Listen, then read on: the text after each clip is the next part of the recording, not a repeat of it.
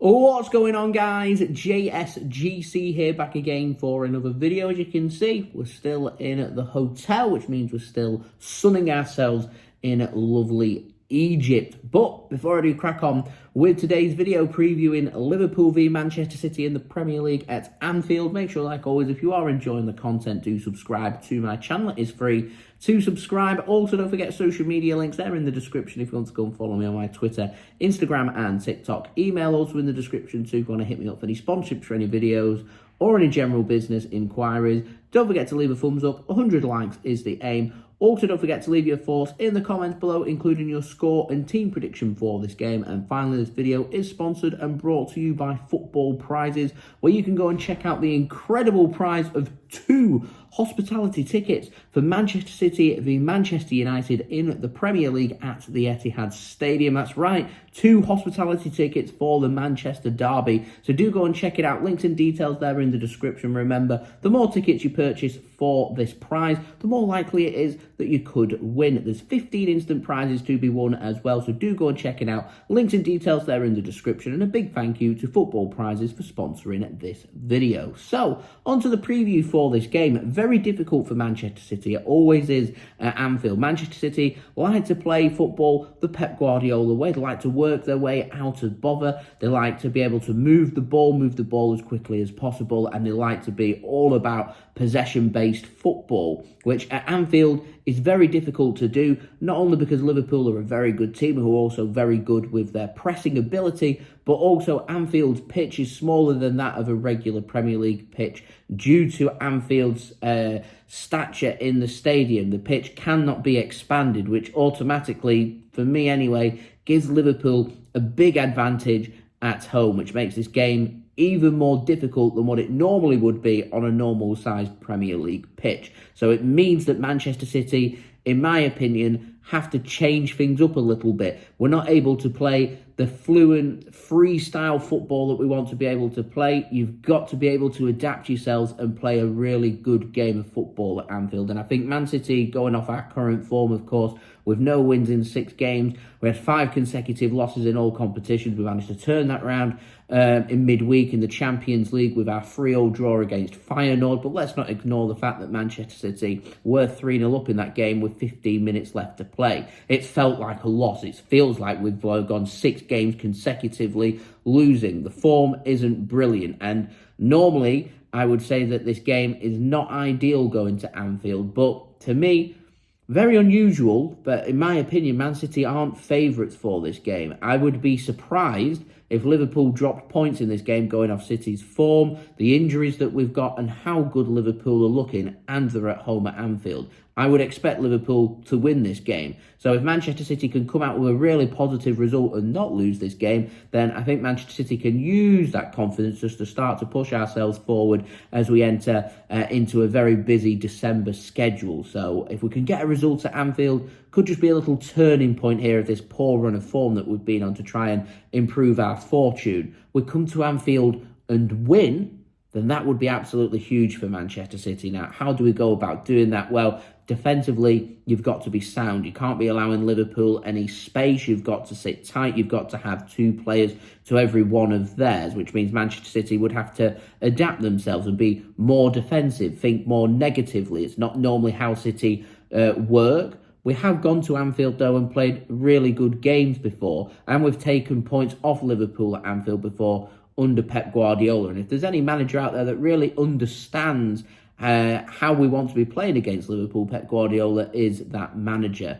And to me, I think this game is really going to fire Manchester City up. It's the kind of game that, in my opinion, Manchester City really need. Ideally, on paper, a really straightforward game where you can turn your form around and pick up what I describe as an easy win. But in the Premier League, there's no such thing as an easy win. What I want more so than anything else that we've not really seen in these 6 games is a really good performance on a consistent basis that lasts for a full 90 minutes. Obviously, we've been playing well in some of these games that we've lost. These little spells have lasted 30 to 35 minutes against Feyenoord. I thought our performance was perfectly fine for 75 minutes. So the standard that we're getting to is getting there. And I think the players' fitness is getting better.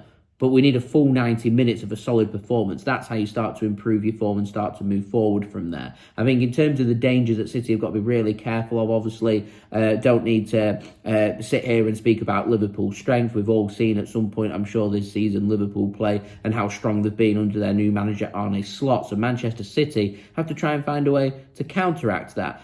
And you do that by making sure that Liverpool's great attacking players that they've got no space to work with. You sit tight to the likes of Mo Salah. You're going to sit tight to Darwin Nunes. You're not going to give him any space. I'm expecting to see players like Luis Diaz. You've got good aerial threats as well, including the likes of Cody Gakpo. So there's lots of presence there that Manchester City need to be really wary of. Now, Liverpool got lots of runners in midfield that will cause Manchester City problems, so we need fresh legs in midfield. So for me, I'd be starting Matheus, Nunes in central midfield for this game rather than out wide. I thought against Feyenoord, when we were seeing Nunes in them central positions, Manchester City looked like they were more energetic, and I thought the midfield was really feeding off that. And it wasn't, to me, until the changes were made in the team that Manchester City, the confidence and their heads just kind of dropped, and it came from conceding. So what we don't want to do in this game is concede a goal, in particular giving Liverpool the first goal. I think if Liverpool score first, I think City's heads will drop,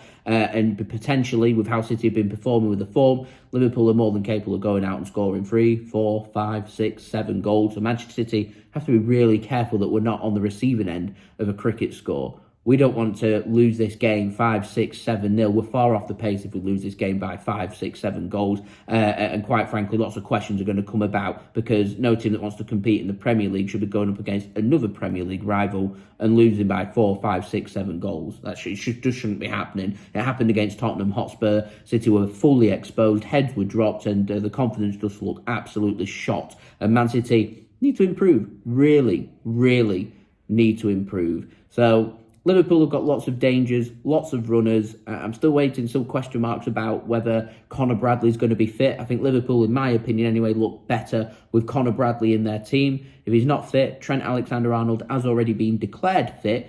But I'm thinking to myself, if Conor Bradley isn't fit and Trent Alexander-Arnold starts at right back, and if we get Jeremy Doku back for this game, still waiting for clarification as to which players are fit, but if we've got Jeremy Doku back for this game, that's going to cause Liverpool a lot of problems, in particular if Trent Alexander-Arnold's starting. There's a little bit of a leeway for Manchester City to get into this game. So I'm expecting that, obviously, working here off my phone rather than working off my camera and laptop, which I will be once I get back from my holiday here in Egypt. I'd normally pop up my team prediction, but I'll just quickly speak through what team I'd like to see. And I'd like to see Man City go defensively sounder here.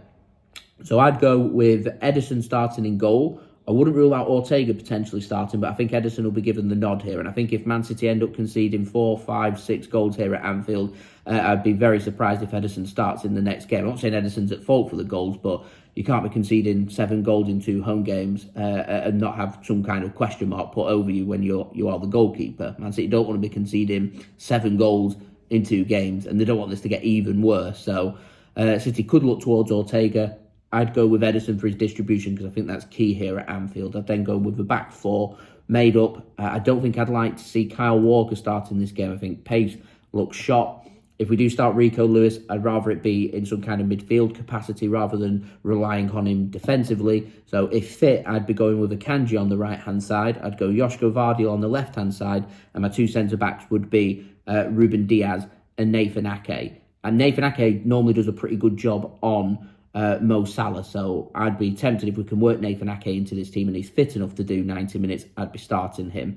Looking further ahead into midfield, that's where I'd start to see your likes of Rico Lewis. So we could put Rico Lewis in there alongside him, Matheus Nunes, kind of changing the formation a little bit, but not so much because I reckon Josko Gvardiol is probably going to want to get forward, or we could invert Manuel Akanji into defensive midfield, which is giving more cover for the defence and move Rico Lewis more towards that right-hand side. So if that does happen, let's say Akanji moves into midfield, it's something we saw quite a bit of last season, then it would look like with Ruben Diaz going on the right-hand side, Nathan Ake through the middle and Josko Gvardiol on the left-hand side. You go with Akanji through the middle along with Rico Lewis. You've got Matheus Nunes further ahead of him. Who's the other option in midfield? I think Phil Foden starts this game. Question is, will it be on the right wing or will it be through the centre? I think Manchester City are going to go with Phil Foden I don't think Kevin De Bruyne, because I just don't think he's fit. I don't think he's going to start this game. So I'm going Phil Foden going through the middle. Bernardo Silva, do you play him out wide? Or do you not feature him? Do you go with Savinho? What do you go with? I think Manchester City probably going to go with Bernardo Silva. He could go into midfield, and Phil Foden goes to the right wing.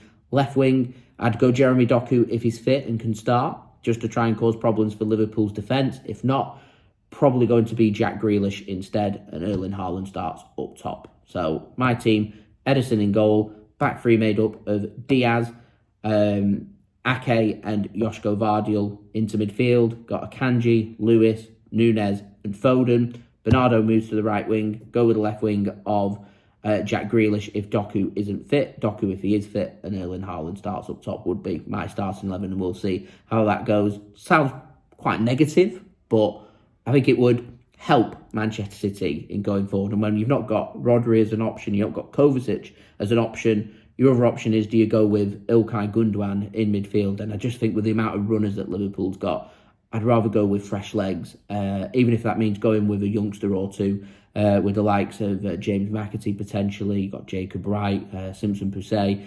There's lots of quality options there, even Nico O'Reilly. So I think that's just something to bear in mind. Now, in terms of my score prediction, I've been back in Manchester City. I think with me being extra positive and thinking City are going to end their poor form, I'm hoping I'm going to do a bit of reverse psychology here. I think Liverpool's going to win this game, if I'm being completely honest. I'm hoping that I'm going to jinx myself here, and I'm going to go for Liverpool to win this game by 3-1. I can see goals coming through. I'm going to go Luis Diaz.